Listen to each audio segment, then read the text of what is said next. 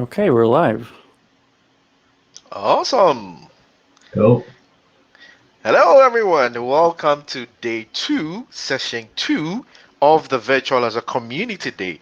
In this session, we're going to be talking about using Function app to get data from REST APIs and store them into Azure Blob Storage. And to help us do this, we have Gilbert. Now, backstory. He has a very interesting last name, and we've agreed, for the sakes of not butchering his name, to call him Gilbert Hill. Gilbert is actually a Yes. co-organizer of the Queensland Power BI user group. He's spoken, several times at SQL Saturday and all that. Gilbert, welcome to the Yep. show. Thank you. Awesome to be here. Awesome. How is your day going? What time is it currently where you are? Yeah, so I'm in the Gold Coast in Australia, and it's just gone 3 p.m. on Tuesday afternoon on the Wow. 28th of I think July. Yeah. I think it's better than Samuel. Samuel, what's the time where you're at? Well, so Yeah. it's 5 a.m. Accra time on Tuesday. So we're just getting started. For me, it's like 8 a.m., so I'm a bit warmed up already. I know, right? I've actually been getting myself some coffee, so I can get, prepped up for this this session. So, Gilbert, what are you Awesome. going to be, doing for us today? Any specific demos and all that? If you have anything, take it away. Yep. Cool. Yeah, so what I thought I'd do, there's only going to be a few slides. I'm not very good with the slides. Well, not very good. I don't like to talk to slides too much. I prefer demoing and, going That's the through. best. So it'll just be a few slides, just an overview of, Azure Function apps and that kind of stuff, and then literally into a demo to show how I query something from a REST API using PowerShell and then take that and store it into Azure Blob Storage. Interesting. Lots of demo. Well, Yep, Awesome. one big demo. then take it Cool. all away. Awesome. Go ahead. Awesome. Thank you. Cool. Thanks. So what I'll do is I will start with my presentation, and as Samuel mentioned, let's just get the next one going. There we go. Just quickly a little bit about myself. I am a data analytics consultant. I work for myself at Formu. I'm a co-organizer of the Queensland Power BI user group here in Brisbane, Australia.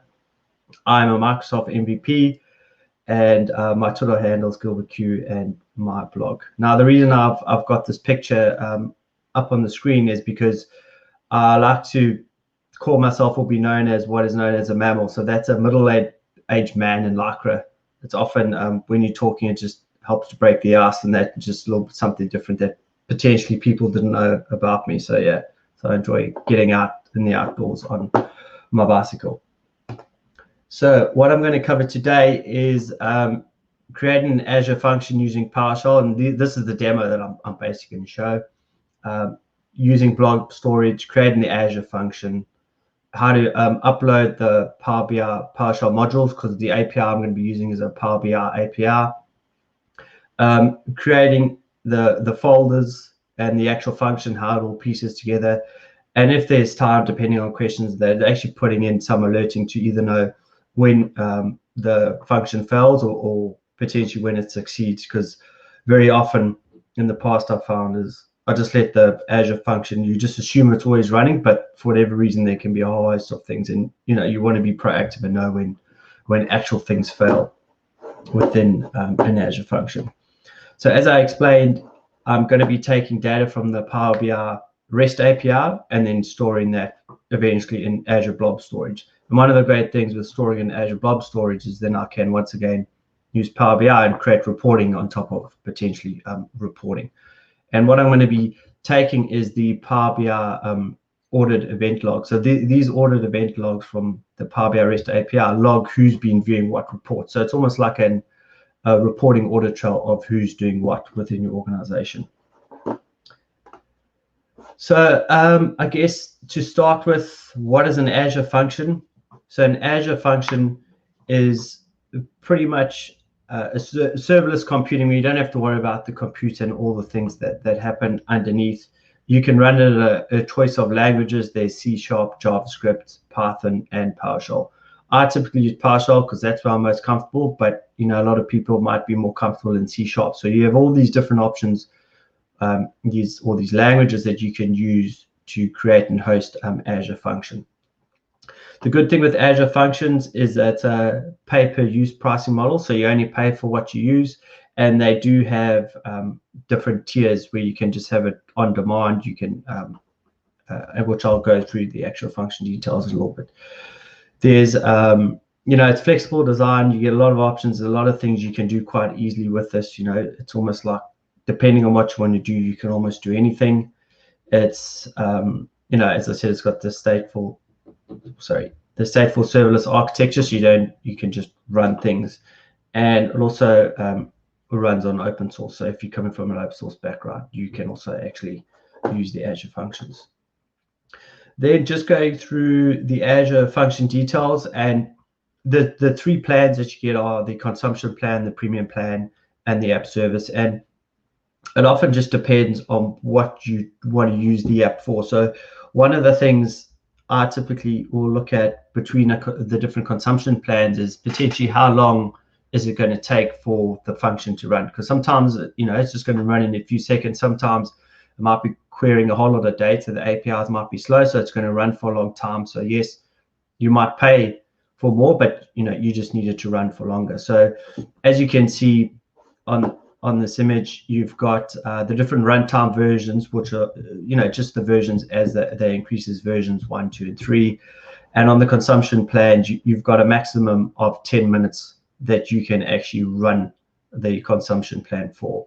Then on premium, the big difference with premium is obviously it's more dedicated, and you can have the default of 30 minutes. Basically, you can run it for as long as you like, as well as the app service, where you can also run it for as long as you like.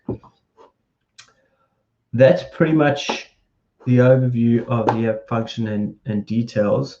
Are there any questions? I wouldn't assume so at this moment, because what I'm going to go into next is actually just going through the demo and showing you how I piece this all together. So just let me know if there's any questions. Just the guys on the chat, just holler, and I'll be happily answer any questions.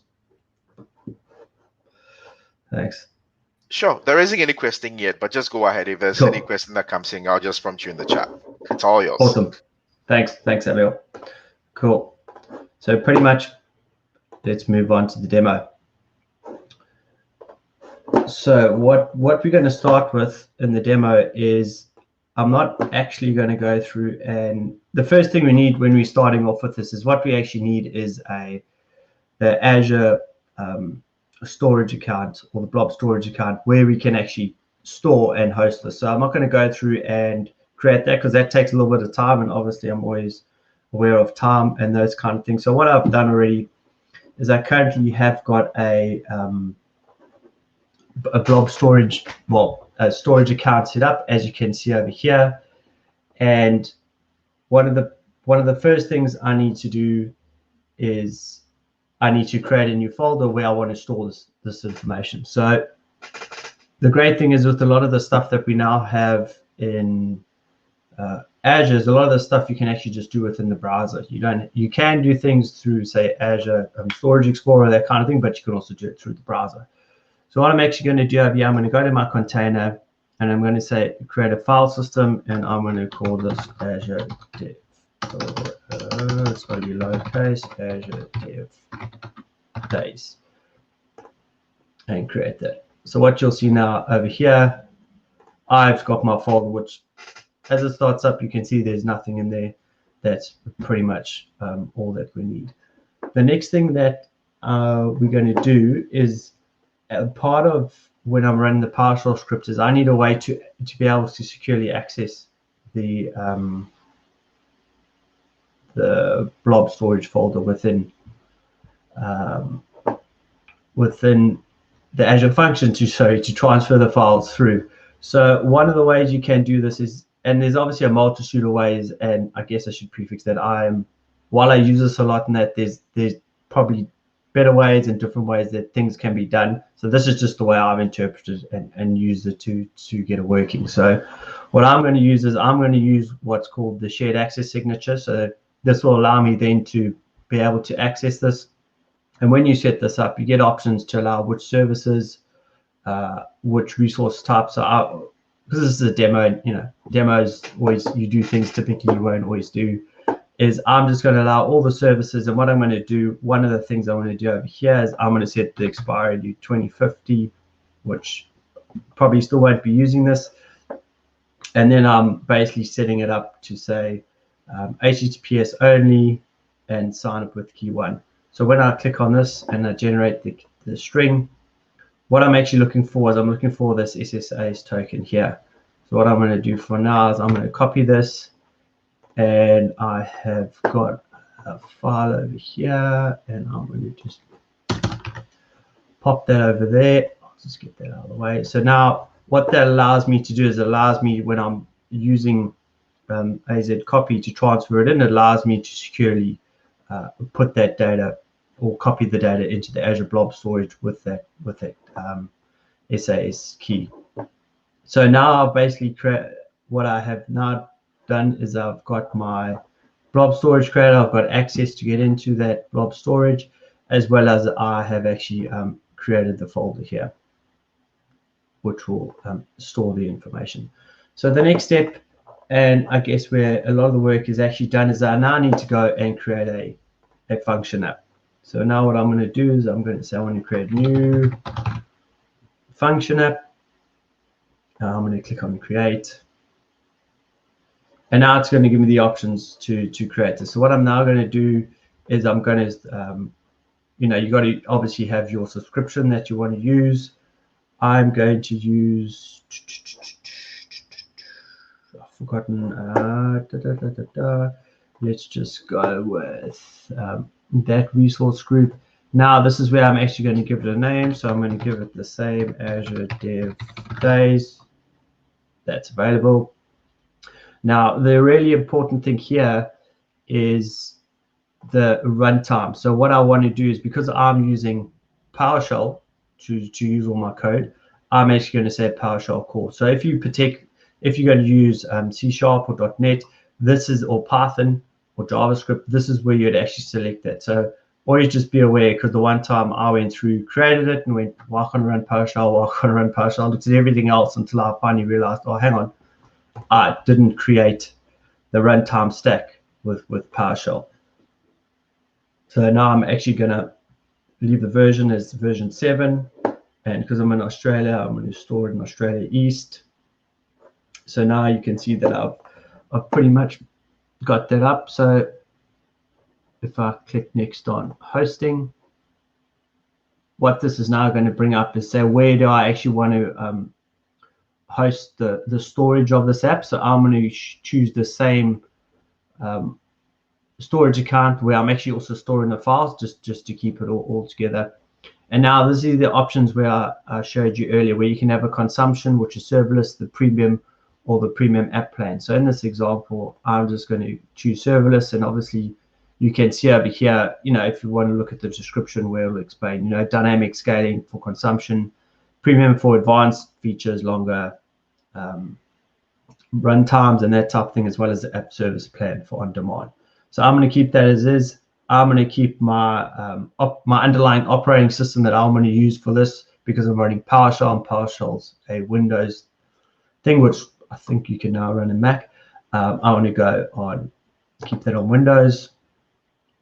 And now one of the default things is, do you want to enable application insights? So I'm going to say yes. So what this also does is, when you want to do the monitoring later, this allows you to be able to actually go through and do the monitoring. So what I'm going to do is I'm actually going to create a new one as part of this, so it's all linked together.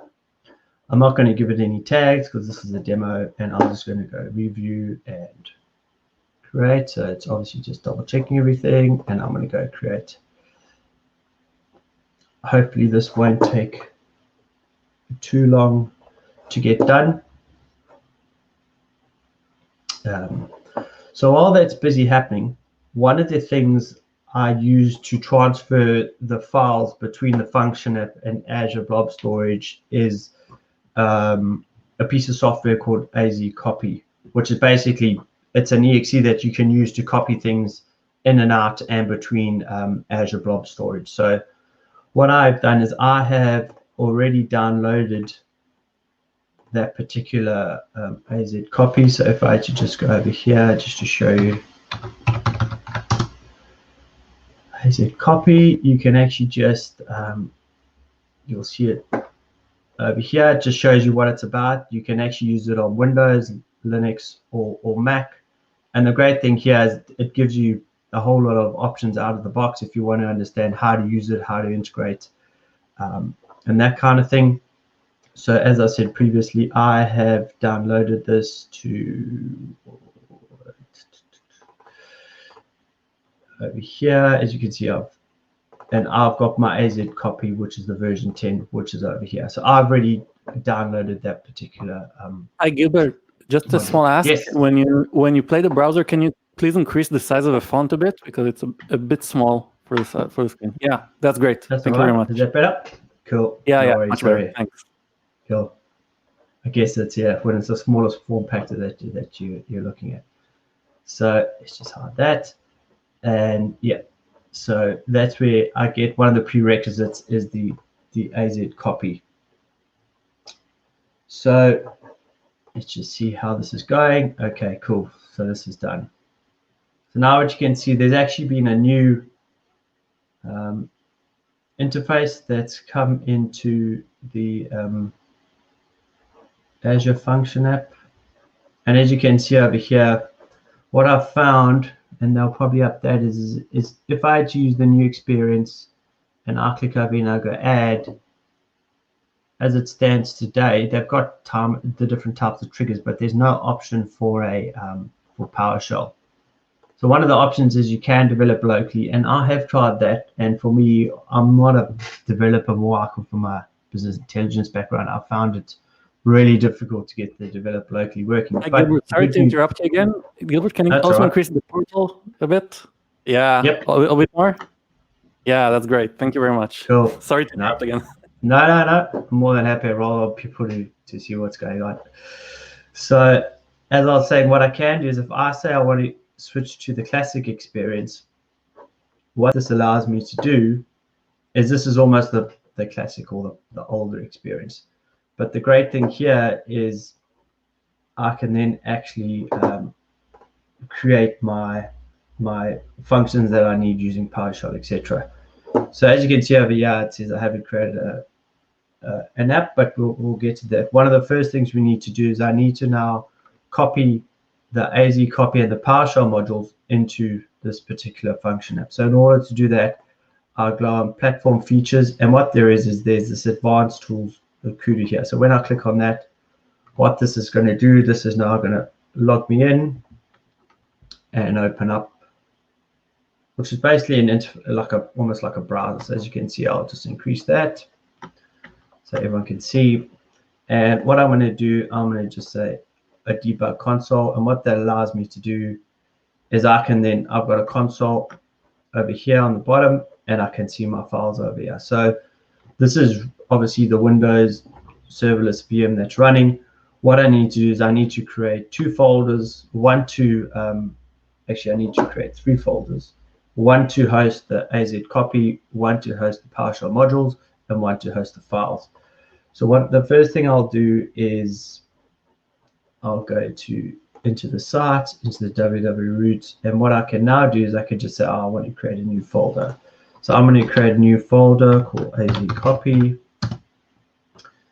and that gets created, and I can go in here. The great thing is I now can literally just take my exe and drop it in there. And as you can see now, it's busy uploading. Hopefully it won't kill the stream as that's happening.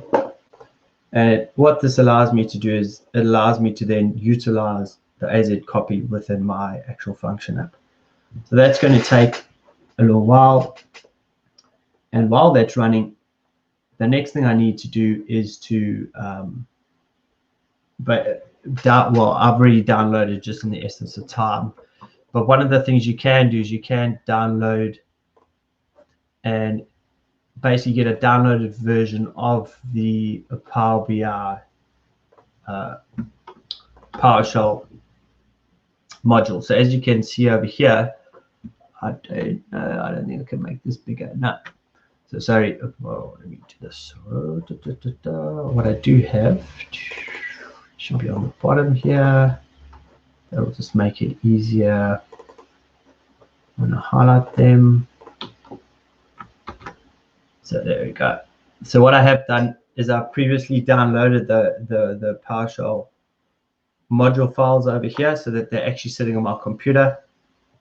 And that just allows me to then be able to upload them, basically all the modules to another location. So let's just go back here. We can now see that the AZ copy is successfully updated.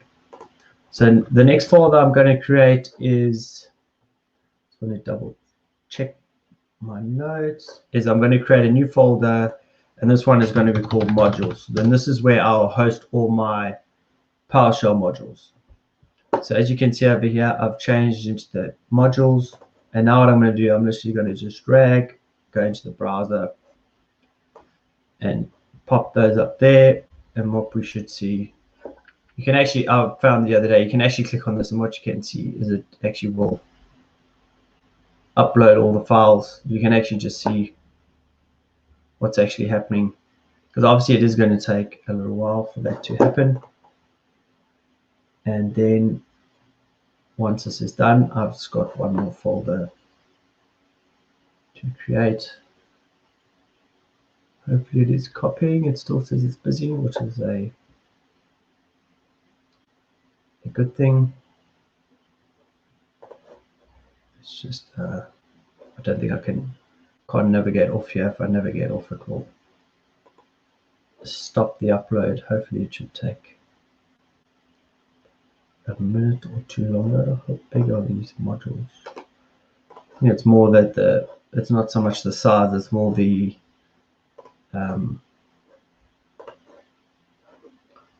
quantity. That says it's copied. Let me go back in. Let's go over here. That's interesting. Let me just try that once more. I don't know why it's not allowing me to do that. Oh, I'm just going to give that another chance, otherwise I'll drop out and come back in. A little weird, but always something to, oh, there we go. Keep me on my toes. That looks better. Cool. So now if you can see in here, we've actually got the particular modules that we're going to use within our function. So a lot of the time, as with a lot of these things, there's lots of prep work before you actually get to doing it. So the last folder I'm actually going to create is going to be called my audit files. And this is audit files. And what this folder is, this is where I'm going to store the audit files before I push them to Azure Blob Storage. So now that I've got my folders, I've got my AZ copy, I've got my modules. Now I can come back here, and now I'm actually going to get to the point where I'm going to create my my function. So when I click on create a new function, as it's busy thinking away, what you can see over here is it's got the option for VS Code if you want to use VS Code, or the core tools in Portal. I'm going to say in Portal. This often does. So what I'm going to do is, you can, when creating obviously Azure functions, you can use a webhook or an API. You can have a timer-based one, or you can actually say more templates. So I think if I go and view all the templates,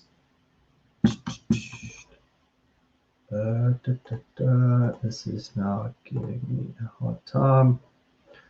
Just give me 1 second. The quick start often. Oh, sorry, apologies for that. Create a new function. I don't want to do a quick start sometimes.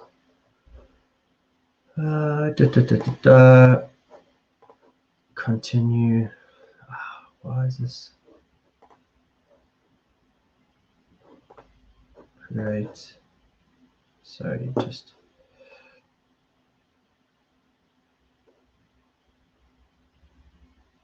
bear with me. There we go.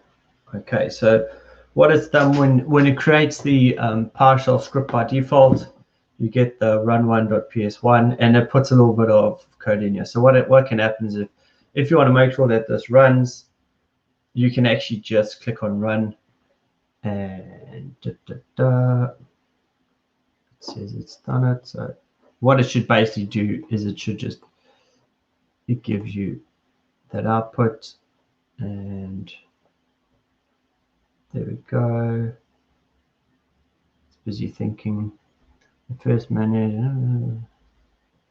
So, okay. So basically, because it's obviously flying through this pretty quick, it's busy doing a little bit of things in the background, but that's all right. So what I now am going to do is I'm now going to basically take my PowerShell script, which I've worked on, and I'll step you through some of the high level things that I'm actually doing in this PowerShell script, where I'm actually querying the API to get that down. So obviously, I'm not going to write the entire PowerShell script because that can take a while to run. So let me just minimize that. Minimize that. So what I'm doing over here is I'm basically going through and I'm connecting to the PowerShell, to the Power BI service, sorry, using my credentials, which I've defined further up and where I've just stored that.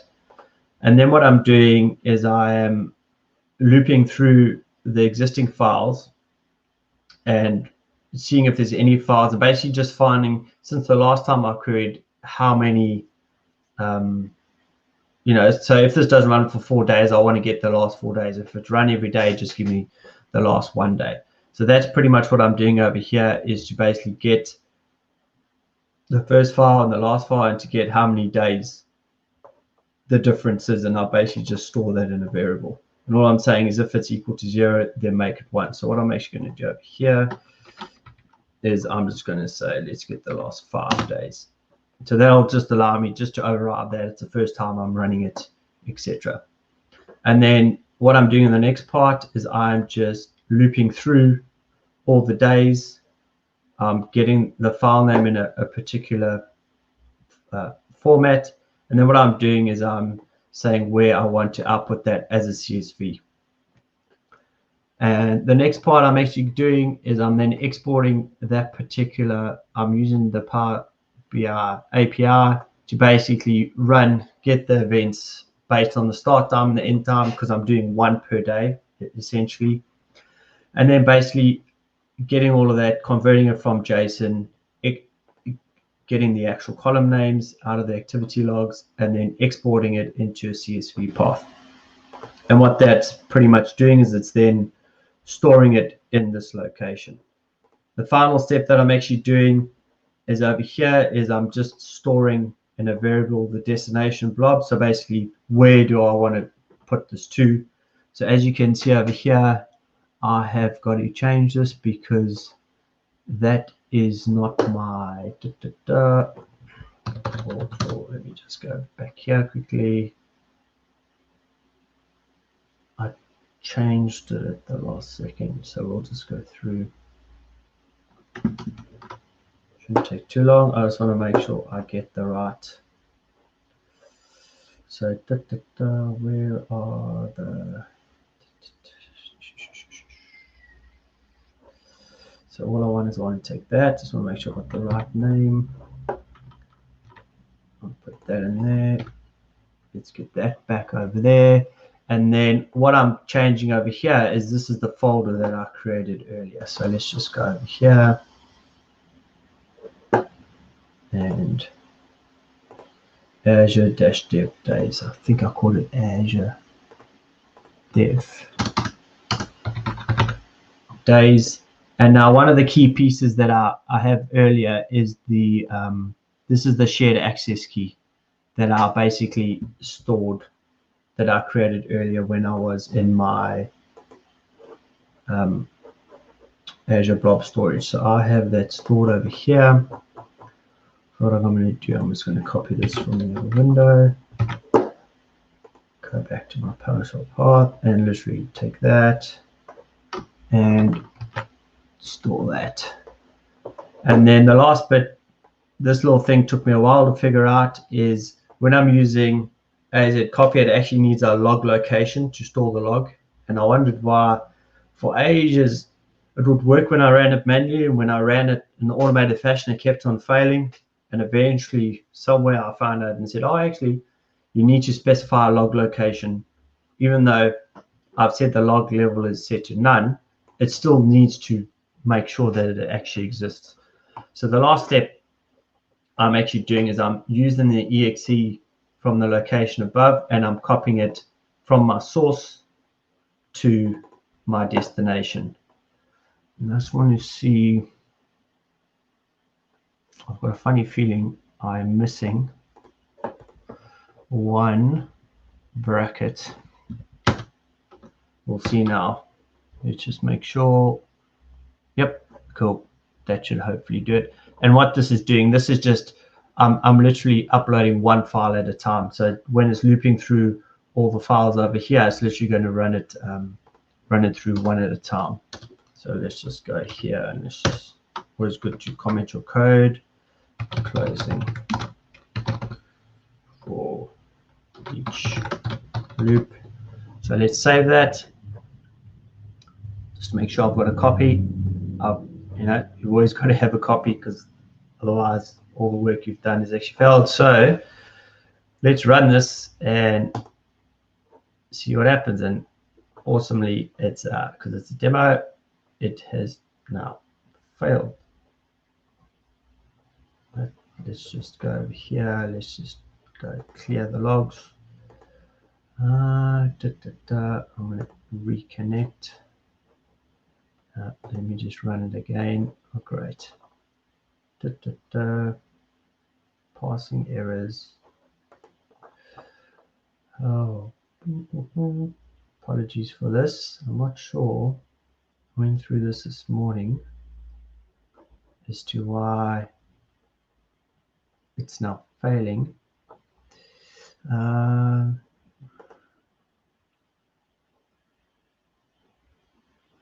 There's definitely something. Hang on. I have got a feeling. So one of the things you can do in the function app settings is the runtime version. I've got a feeling it's running on version 3, and for this particular code, it's got to run on version 2. So if you'll just bear with me, it does actually, it does work. I have this running on some other function apps, which obviously I can switch to. That's always the thing to make sure it works. Samuel, are there any questions while I wait for this to? I'm actually going to... Not in the chat, but personally, like curiosity perspective, all this you're doing, all this while doing that in the Azure portal. Yep. We're in the era of local development, testing, CI/CD into the repository. Could we have done this all locally before pushing it to Azure? Absolutely. Okay. Yep. You can do this through Visual Studio and Visual Studio Code. I think both of those allow. I've actually tried the other day to use the Visual Studio Code, and there were actually a lot of prerequisites. I think Visual Studio is a lot easier than the Visual Studio Code to do that. And absolutely, then you can have your full CI/CD, your source control integration, and pushing it into dev environments, and then from there you can use whether that's Git or Azure DevOps to roll that through. That will you can definitely do that to get it working. Absolutely. Awesome. But then aside Visual Studio feeling more easier than Visual Studio Code from your perspective, are there any differences? Are there any reasons why, apart from of use, would there be any reason why I would prefer to use Visual Studio versus Visual Studio Code? And the reason I'm asking is that I know for some of the functions, depending on where you're writing it, what language you're writing in, you might need to choose one of the browsers. Aside that, is there any specific reason why one would prefer to go with Visual Studio Code versus Visual Studio? No, I think it's sometimes, I think they've also just given you the option, because obviously you say Visual Studio, some people have been using it forever and a day. They're very comfortable with Visual Studio.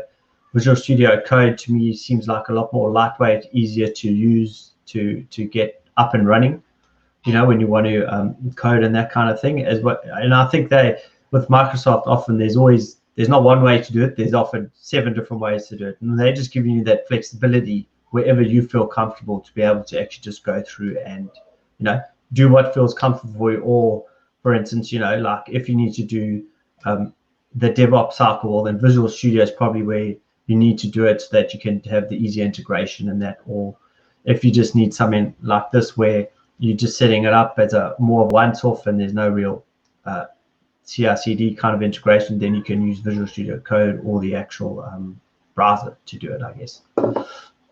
So it just depends. Okay. And for the sakes of those that are new to this, they could do this in Node, in JavaScript, in C# or any of the languages supported in functions, right? Yeah, absolutely right. Yeah, that's it. When you create the new function, you can actually create it in all the different languages, and that's when you're setting up the actual function app is where you define what the code base is going to be. So Python, Node, Node.js, PowerShell, or .NET Core, which would be C#, pretty much. So I think, so I'm pretty sure the reason the reason this is actually not working is because, as I said before, you get the different Azure function versions. So you get 1, 2, and 3. And I've got a feeling that just for the life of me, I've been over here. It's running at version 2, and I don't know why. I'm pretty sure I'm actually just going to go through, just for the sake of finding out. This is an existing one that I've got running.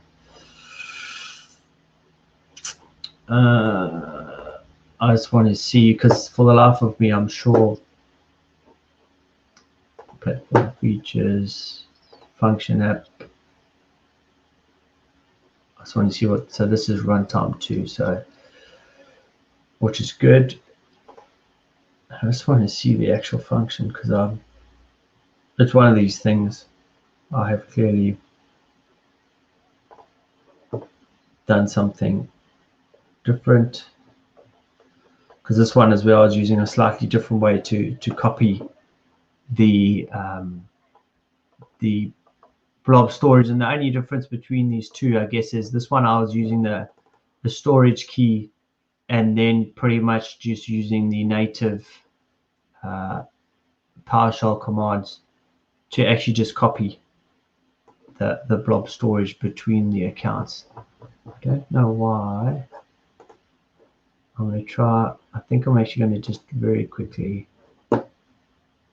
Hopefully it shouldn't take too long. Still got a bit of time, fortunately. So let me just go over here. And I guess when you create in the function, it's always really good to give it a meaningful name. Event logs.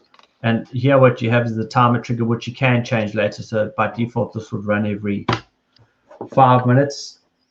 And I don't want it to run every 5 minutes. I'm actually just going to change this to run. So it almost works backwards. So that's seconds, minutes, hour of the day. So I'm going to run that at. So Gilbert, I have a quick question. Sure. The second function you showed, you had the key for the storage. Yes. Could we, with those coming into this, could we have used an out binding into Azure Storage, and then have it connect directly to this function? Yes, you probably could. You just broke up there. What would you say? Was it just binding it to the actual storage? The Azure Yeah. Blob Storage, is that correct? Yeah. So if we specify that as one of the output, findings Mm. for this particular function, then that Yep, will yep. provide direct access. Okay, yeah. Just for Yeah. clarity, for the No, sakes of those. absolutely. Okay, Yeah. awesome. And I do know, I think it was over here, if I'm correct, hey, you'd go over here. And I did try that, but for the life of me, I couldn't get it. And that's where, you got someone where the actual output, I guess over here is where you could specify that. And I did play around with it, but I just couldn't get it to work. I didn't have enough time. And, it's one of those things, it always seems, but absolutely, yeah. And I'm all for, if there's a better and an easier way to do it, I'm always happy to know and happy to get that actually working. So we can actually throw that as a homework for our viewers to go try that, to use that method, and to learn something new. So yeah, absolutely. And I mean, even for me, I did it, and that's where I can see where it is. But I actually just I guess I just haven't got to that point of trying it out. It's one of those things. I'd love to try it out. I just need the time, kind of thing. That's right, yeah. Yeah. So let me just go back here. That should be that. I'm just putting this back in here. Hopefully Azure didn't even get this far last time in the actual thing. So because there's nothing. Invalid PowerShell version specified. Okay. I wonder. I actually wonder, because when I created this, I remember looking at the. Because the last time I created this, obviously, I think the function app was running. The actual underlying code was version 6.2, and when I created this one, it said version 7, and I've got a feeling that that's why it's slightly different. So obviously, when you create the function app, it actually stores it in that particular, it runs with that code base, and that's why I think I'm getting this error, which is great, but not great, because I always like things to work, and when I go through here, you can see. So what I've done here, the way I've gone through here is I've now gone through the new experience, because it's actually, it looks slightly different. It runs pretty cool. And if I now go test run and I run this, you'll see, obviously I'm going to get the same error. The only thing I'm going to do is that close. I want to stop it. Just start with the application insights and save it and run it. I find sometimes you got to run these things, even though this might come up and say it's accepted and it's green. There's sometimes you got to click on it once or twice to actually get going. I mean, when they do run, they run really well sometimes. And this is where I guess, as you're saying, Sam, when you're developing locally, it's a lot easier to test because you're just running it all. You don't have to watch that thing in the background, servers. Can our viewers find the code later on to try it out themselves? Try it out and deploy it? Yeah. I can definitely share the code. I actually I've got a blog post explaining how I stepped all through this, so I can definitely. And then there's all the code and exactly, so it's just copy and replace a few things and get that going. Let me try. All right, that's awesome. And may I ask, when would you recommend using like a serverless platform like Azure Functions versus like doing it traditionally? Oh, for me personally, I'm finding a lot of the organizations I work with are moving more and more to the cloud, where they want this stateless, almost, it can run anywhere. You don't have to maintain servers, or on-prem kind of things. And for me personally, it's, if you're using, for instance, in this example, I'm using a Power BI API, which is all cloud hosted, and I want to extract the data and store it somewhere securely, where it's secure, it's backed up, all those kind of things. To me, using the Azure functions just allows you to basically create it. Like, for instance, here I'm creating everything through a browser. I don't have to really, I had to download some files, but I've uploaded the files, but I didn't actually have to physically ask someone to maintain and look after a server and install PowerShell and maintain it. So for me, when everything's almost based in the cloud, keeping it within the cloud just makes it a lot easier. There's less management overhead, as well as it's also a lot more secure these days, because a lot less people can get access to that information. So that's where I typically use it. I know that actually with Azure Functions, you can also run it on-prem, right? With the runtime, if someone would like to do that. Yes, absolutely. Yeah. That's where, as mentioned before, Microsoft gives you multiple ways to be able to actually run these run these things. And I can actually see over here that there's wireless isn't working, which is a bit unfortunate. I did show that step and I skipped through it. And I think if I try and recreate it all now, I'm probably going to run out of time. But what I can show you is I do have the current one running. So this is my current function app that's running, and as you can see, it's actually run over there. So if I go over here, so again, this is through, let me just, to keep consistent, I'm going to go to the classic experience, just because that's how I've been showing it throughout. So yeah. I don't want to confuse people on that. So if I go to this, he has the same, get the activity events, it's almost the same, but what you can see in under monitoring is over here, I can actually see via the application insights, obviously when it's run, how long it's taken. It's always milliseconds, so it's a bit like, oh, how long is that? And the great thing here is when you actually click on it, it actually gives you all the the details. So if you want to just have a quick look if something's failing and you want to spot something, this can allow you to do it. So that's where I'll go to monitor it. And one of the the other things you can actually do is, once it comes up here, is if you click on application insights, is the actual alerting and knowing when things are running or failing. So does it this one? Manage alert rules.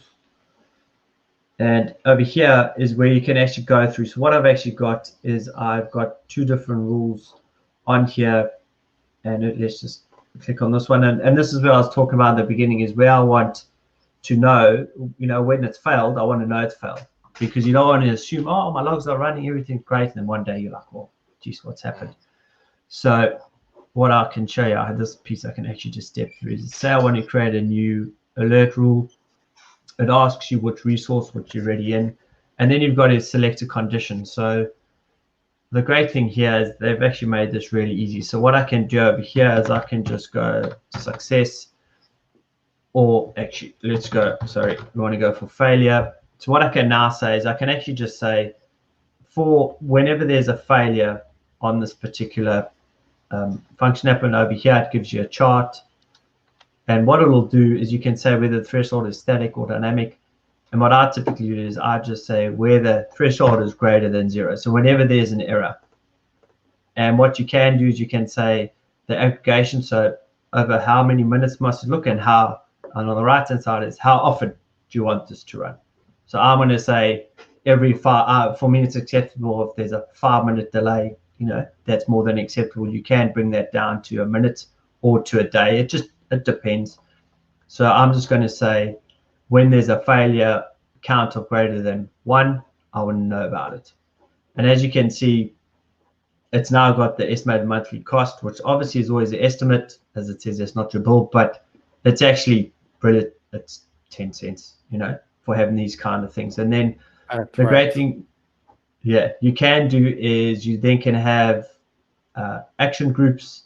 So if I had to go just to show you what it looks like in an action group, this is in terms of who do you want? Do you want someone to receive an email? Do you want another Azure function? Do you want an SMS? There's a whole host of actions that you can do, because sometimes you might need to run another function to fix something to do that up. So for instance, here, let's just say, if I had to say an email, I could then put in an email address over here, and I could put in, say, my email address to do those kind of things. So there's a whole lot of options that you can do when you add in the action group in terms of how do you want to notify people. There's all these different options here. Email, I haven't tried the SMS or Azure app push notifications, and I'm pretty sure, there might be a bit of configuration with regards to that. But for me, what I've pretty much done, if I just go here, I'm sure you can also probably automate these rules, right? When you deploy like a production system, so you can automate these rules as well and create them together with the system. Absolutely, yeah. All of this can absolutely be automated. I'm just almost going through the individual steps just so that people can see it. But once you've got it, you definitely want to automate where you can, because that's what I'm all about, because you save a lot of time and effort, not only redoing things, but making sure that it's repeatable and you're going to get consistent results for that. All right. And then, yep. Yes, I think we're almost at time. So if there's something like to finish with off. No, that's pretty much it. Apologies for it not working. That was my oversight, but it happens. It happens to the best. Really, God's demo day. yeah, and it's good. You got to have it happen to you. I think every so often, just to double check, triple check. Even though I did it this morning, and it's probably that one thing, because what's going to happen. I'm going to go back just now, and I'm going to go, why did it break? And I'm going to go through it again and go, Right, so I'm going to mention again that we have now the blog URL on the screen, and our viewers can go there and look at the code and try it out themselves. Right? All right. Absolutely. Awesome. Gilbert, just a quick question. Just out of curiosity. Sure. Your blog post, what in the name? Why the name? It looks a bit interesting for me. Like, was there any reason for that? Yeah, absolutely. So, as you said right in the beginning, this is where it stems from. My first name is Gilbert, which is actually French, so you pronounce it Gilbert, but no one pronounces it unless you go to France. And then my surname's this long, and I was like, thinking, I'm going to go out on my own. I need something that's easy to understand. People, you can just say it, they'll remember it. And so I call my kids. So I've got 2 kids, and I'll call them like Moo, as just something you'd land up calling your kids. So at first I looked for the domain 2moo, and that was taken. And I thought, there's me, my wife, and my 2 kids, so that's 4. And I went, hang on, is 4moo available? Was available. And then my brother's a graphic designer, so I said, hey, I got something with moo, cow. And so so he came up with the design. Interesting. Awesome. Yeah. Aaron, do you have any other questions? We don't have any coming in at this point. No. I'm done with the questions. Awesome. Well, there's going to be lightning talks after this break. A whole hour of lightning talks. Azure tips, ORs. You name it. A whole hour. That's going to be back right after we come back from the break. That's the next thing. But Gilbert, thank you very much for showing this awesome way of doing things. Thanks you very much, and enjoy the rest of the day. You too. Okay, thank you. Bye, everyone. Yeah. Bye.